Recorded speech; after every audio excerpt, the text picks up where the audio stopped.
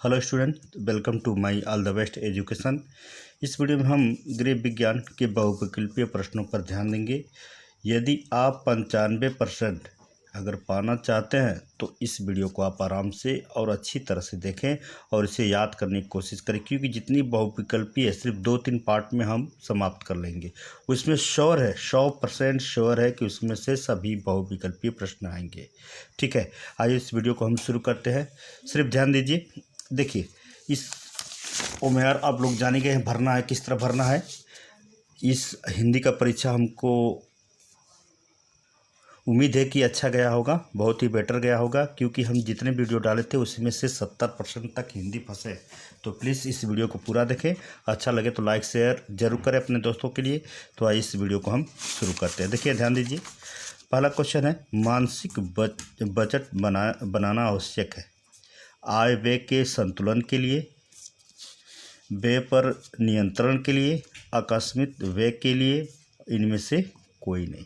ठीक है, तो इनमें से ऑप्शन आपका कौन सही होगा, क्योंकि हमें संतुलित करना है, आय को संतुलित करना है। तो हमारा ए यानी क सही है, तो इसमें ए ऑप्शन होगा। तो ए ऑप्शन को हम क्या करेंगे, इसको फिलिप कर देंगे, भर देंगे।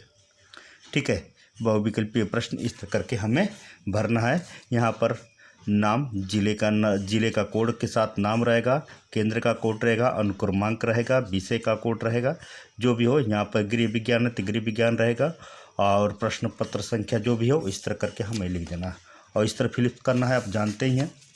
ठीक है, अगले क्वेश्चन पर ध्यान देंगे हम। देखिए, पारिवारिक बजट बनाने के उद्देश्य है बचत, खर्च की नियंत्रण, आय का ज्ञान, ये सभी।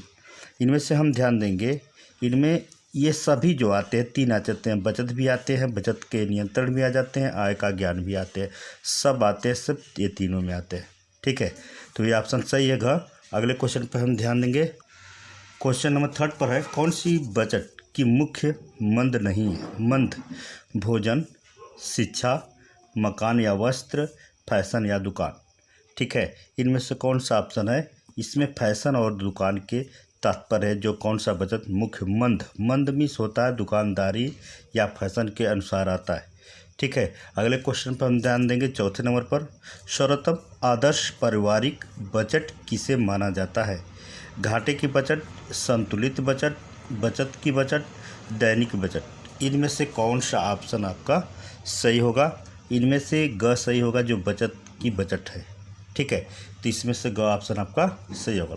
अगला क्वेश्चन में ध्यान देंगे, पारिवारिक बजट कितने प्रकार के होते हैं। घाटे का बजट, संतुलित बजट, बचत का बजट। इनमें से कौन सा ऑप्शन आपका सही होगा, ध्यान दीजिएगा। इनमें से ऑप्शन आपका सही होगा संतुलित बजट, जो संतुलित बजट हम करेंगे।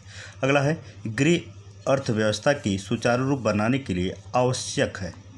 क्या है, आय का अधिक होना, साधन से संपन्न होना, कंजूसी करना, आय के अनुसार व्यय का बजट तैयार करना। इनमें से कौन सा ऑप्शन है, घ। ठीक है, जैसे हम लोग का खर्च है उस तरह आप एक हिसाब से खर्च कर सकते हैं, उसकी सूची बनाकर आप आराम से खर्च कर सकते हैं। ये सुचारू रूप के लिए आवश्यक होता है। ठीक है, अगले क्वेश्चन चलते हैं। किसान विकास पत्र योजना है, बैंक को, जीवन बीमा को, डाक खाने की। तो कौन सा ऑप्शन इसमें सही होगा, डाक खाने की सही होगा। इस पर ध्यान दीजिएगा, जिससे हम पत्र योजना बना सकते हैं। अगले प्रश्न चलते हैं। बचत सुरक्षित रखने के प्रमुख साधन है, बॉक्स में, बैंक में जमा करना, पेड़ों से घर रखना। ठीक है, तो इनमें से कौन सा ऑप्शन सही होगा, उस पर हम ध्यान देंगे। तो इसमें ख, बैंक में जमा करना। हमारी जो भी सुरक्षित बचत है उसमें हम बैंक में जमा करेंगे तो उसका ब्याज भी बढ़ेगा, हमारा पैसा भी सुरक्षित रहेगा। अगले क्वेश्चन चलते हैं। संचयिका जमा खाता किसी के लिए है, वृद्धों के लिए है, स्कूल के लिए है, या नौकरी करने वालों के लिए। कौन सा ऑप्शन इसमें सही होगा, ध्यान देंगे। तो इसमें से ख, जो स्कूल के बच्चों के लिए सबसे इम्पोर्टेंट होगा। ठीक है, अगले क्वेश्चन पर हम ध्यान देंगे। जल की रासायनिक सूत्र होता है HO, HO2, H2O, H2O2। जल का रासायनिक सूत्र होगा इसमें से H2O ये रासायनिक सूत्र होता है जल का। इसको केयर करिएगा। कुएं का जल शुद्ध करने के लिए किसका प्रयोग किया जाता है? गंधक, पोटेशियम परगनेसिनेट, सोडियम, कॉपर सल्फेट। कुएं के पानी को शुद्ध करने के लिए उसमें क्या डालना पड़ता है जिससे कुएं का पानी साफ हो? तो इसमें से पोटेशियम परगनेट डाला जाता है जिससे कुआं का पानी साफ होता है और बैक्टीरिया भी खत्म हो जाते हैं। अगले प्रश्न पर ध्यान देंगे हम। अगला है वायु प्रदूषण के कारण है औद्योगिकरण, वनों की अनियंत्रित कटाई, नागरिकता से, ये सभी से। इनमें से कौन सा ऑप्शन आपका सही होगा? घ सही होगा। ये सभी तीनों से जो होती है वनों के प्रदूषण का कारण है। औद्योगिकरण से होता है, वनों की अनियंत्रित कटाई से भी होता है, और नगरीकरण। जब नगरीकरण होगा तो भाई मकान बनेंगे तो पेड़ पौधे कटेंगे, जिससे तीनों से हमें हानि है। अगला है ध्वनि प्रदूषण के कारण है वाहनों के हॉर्न से, सायरन से, लाउडस्पीकर से, ये सभी से। इनमें से कौन सा ऑप्शन आपका सही होगा? ध्यान दीजिएगा। तो हम ऑप्शन इसका घ ही सही होगा, क्योंकि ये सभी जो तीनों है तीनों प्रदूषण के कारण है। अगले क्वेश्चन में ध्यान देंगे। हमारे स्वास्थ्य पर किस प्रकार का प्रदूषण हानिकारक है? ठीक है, जल प्रदूषण, ध्वनि प्रदूषण, वायु प्रदूषण, ये सभी। तो इसमें ये सभी जो है हमारे स्वास्थ्य के लिए सभी हानिकारक है। अगला है पर्यावरण दिवस कब मनाया जाता है? 1 जून, 5 जून, 12 जून, 18 जून। पर्यावरण दिवस कब मनाया जाता है? ध्यान दीजिएगा। तो ये मनाया जाता है 5 जून को। ठीक है, आने वाला है 5 जून, इसको मनाया जाएगा। अंतर्राष्ट्रीय योग दिवस किस दिन मनाया जाता है? 21 जून, 20 जून, 25 जून, 28 जून। तो हम ध्यान देंगे इसमें कब मनाया जाता है? 21 जून को अंतर्राष्ट्रीय दिवस मनाया जाता है। अगले क्वेश्चन चलते हैं। घर पर वस्त्र सिलने से बचत होती है समय की, परिश्रम की, कपड़ों एवं धन की, इनमें से कोई नहीं। तो इनमें से ऑप्शन आपका सही होगा, केयर करिएगा। कपड़े एवं धन की दोनों की बचत होती है, आप लोग जानते हैं। अगला क्वेश्चन है सिलाई का सामान खरीदने के लिए डिब्बे की को कहते हैं, क्या कहते हैं? सिलाई मशीन, मेज, बॉक्स, सिलाई किट।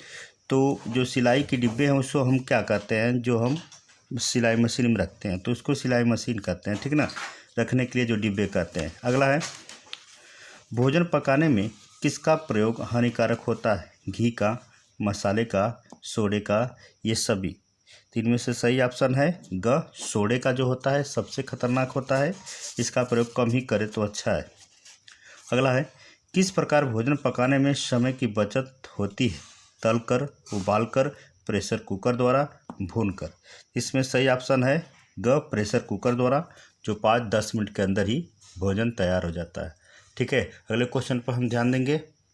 अगला है भोजन परोसने के लिए प्रयोग करनी चाहिए हाथ की उंगलियां, कांटे द्वारा चम्मच, लकड़ी की झुर्रियाँ, परोसने वाली चम्मच, बड़े चम्मच। इनमें से भोजन परोसने के लिए किस चीज़ का उपयोग करना चाहिए? इसको हम ध्यान देंगे। तो इसमें घ है, परोसने वाली बड़े चम्मच और कलछुल का ही प्रयोग करना चाहिए। अगला है दूध में कौन सा विटामिन नहीं पाया जाता है? ए, डी, सी, के। इसमें से कौन सा विटामिन जो नहीं पाया जाता है? सी जो है नहीं पाया जाता है, कैल्शियम होता है। ठीक है, बाकी सभी विटामिन इसमें प्राप्त होते हैं।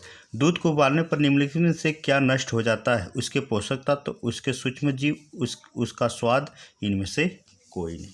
तो सही ऑप्शन आपका है ख, उसके सूक्ष्म जीव जो होते हैं नष्ट हो जाते हैं। अगले हैं रोगी का भोजन होना चाहिए, रोगी को कैसा भोजन उसको देना चाहिए?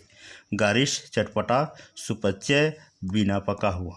तो उसका भोजन कैसा होना चाहिए? सुपच्य, ठीक है ना, एकदम शुद्ध रहना चाहिए। किसके प्रयोग से तुरंत ऊर्जा मिलती है? विटामिन, ग्लूकोज, प्रोटीन, खनिज, लवण। तीन में से किसका प्रयोग करने से किसी को ऊर्जा प्राप्त होती है? तो इसमें ख ऑप्शन सही है, ग्लूकोज, ठीक है ना। ऊर्जा देने वाले तत्व हैं कार्बोहाइड्रेट, खनिज लवण, प्रोटीन, विटामिन। तो इसमें से ऊर्जा देने वाले तत्व कौन सा होंगे? इनमें हम केयर करेंगे। तो देखिए इसमें कार्बोहाइड्रेट जो होता है ऊर्जा देने का तत्व कार्य करता है। अगले क्वेश्चन चलते हैं हम।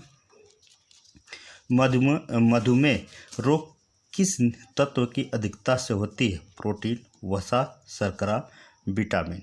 तो इसमें कौन सी होती है? शर्करा से। ठीक है। प्रोटीन का उत्तम स्रोत है पालक, सोयाबीन, केला, चावल। प्रोटीन का सबसे उत्तम है क्या है? सोयाबीन जो है सबसे उत्तम होता है। अगले हैं विटामिन सी का अच्छा स्रोत है दाल, खट्टे फल, हरी सब्जियां, दूध। तो इनमें विटामिन के सबसे अच्छा स्रोत है, जो सबसे अधिक इसमें विटामिन पाए जाते हैं, खट्टे फलों में विटामिन सी पाए जाते हैं। ठीक है। अब देखिए स्कॉर्पियो रोग किसका होता है? स्कॉर्पियो रोग किससे होता है? विषाणु द्वारा, जीवाणु द्वारा, अमीबा द्वारा, विटामिन सी की कमी से। इनमें से कौन सा ऑप्शन आपका सही होगा? अमीबा द्वारा। ठीक है ना। तो 30 क्वेश्चन है, बहुत इंपॉर्टेंट है। श्योर है कि इसमें से आपको 10-5 नंबर जरूर फंसेंगे। तो प्लीज़ इस वीडियो को अच्छी तरह देखिए और पूरा देखिए। ठीक है। अच्छा लगे तो लाइक शेयर कमेंट जरूर करें। इसका पार्ट 2 में पूरी हम जितनी बहुविकल्पी है सब खत्म कर देंगे। फिर इसके बाद अगले पार्ट में इसका हम मैथ पर वीडियो बना देंगे। ठीक है ना। तो ये वीडियो कैसा लगा हमें ज़रूर कमेंट करें। अगले वीडियो मिलते हैं। नमस्कार।